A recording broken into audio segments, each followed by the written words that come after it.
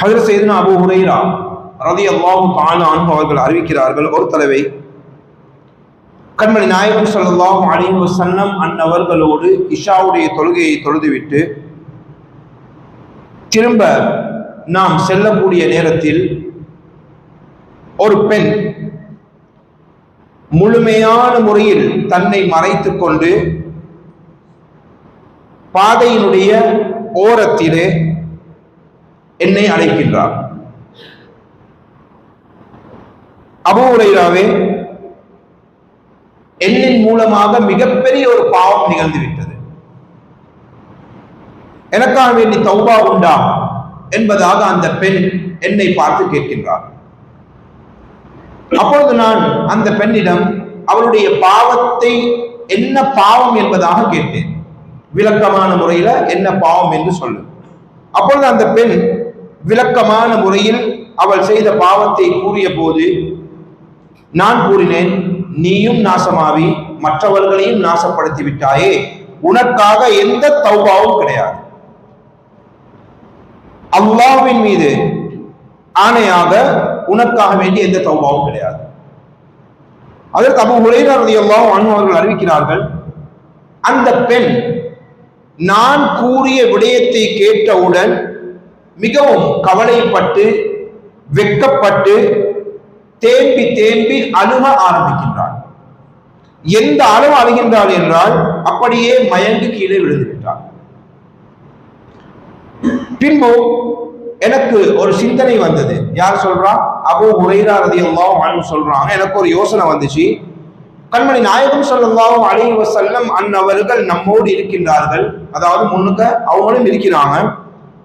அவங்கள்ட்ட கேட்காம இந்த பெண்ணிடம் நானே என்னுடைய விருப்பப்படி பதிலை கூறிவிட்டேனே என்று உள்ளத்துல ஒரு எண்ணம் தோணியவுடன் காலை நேரத்துல சுபவுடைய நேரத்துல கண்மணி நாயகம் ஸல்லல்லாஹு அலைஹி வஸல்லம் அன்னவருடைய சன்னிதானத்துக்கு வந்து நடந்த முழு சம்பவத்தையும் அபூ ஹுரைரா ரலியல்லாஹு அன்ஹு கூறுறாங்க. நேற்று ராவ் இஷாவு தொழுதுட்டு நான் போகக்கூடிய நேரத்தில் ஒரு பெண் இவ்வாறு கேட்டாள், என்ன பாவம் என்று கேட்டேன். பாவத்தையும் விளக்கமாக கூறினான். நான் கூறினேன், உனக்கு தௌபாவே கிடையாது. அவ்வளவு பயங்கரமான பாவம்.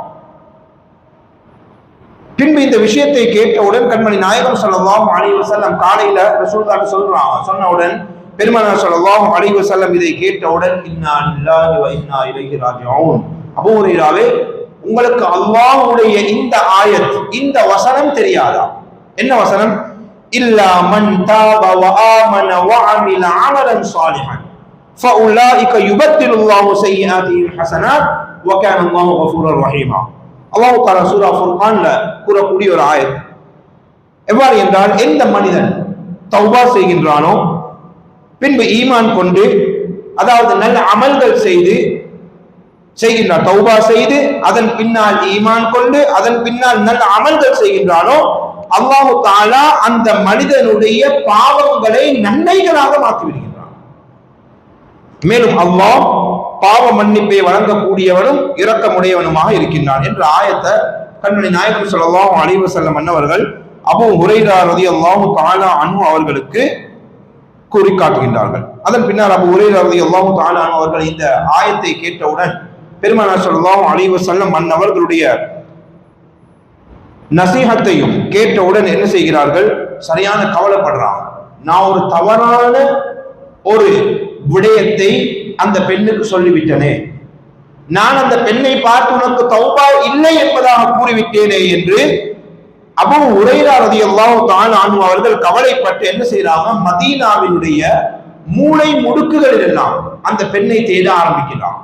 நான் ஒரு பிழையான ஃபத்வா கொடுத்துட்டனே, நான் தவறான மஸ்அலாவை, ஒரு சட்டத்தை நான் கூறிவிட்டேனே, அதை நான் திருத்திக் கொள்ள வேண்டுமே, அந்த பெண்ணிடம் நான் மன்னிப்பு கேட்க வேண்டுமே என்று மதீனாவினுடைய மூளை முடுக்குகளில் எல்லாம், தெருக்களில் எல்லாம் அந்த பெண்ணை தேடி இரவு காலையிலிருந்து அழைத்து கொண்டே இருக்கிறாங்க. எப்படி அழைகிறாங்க?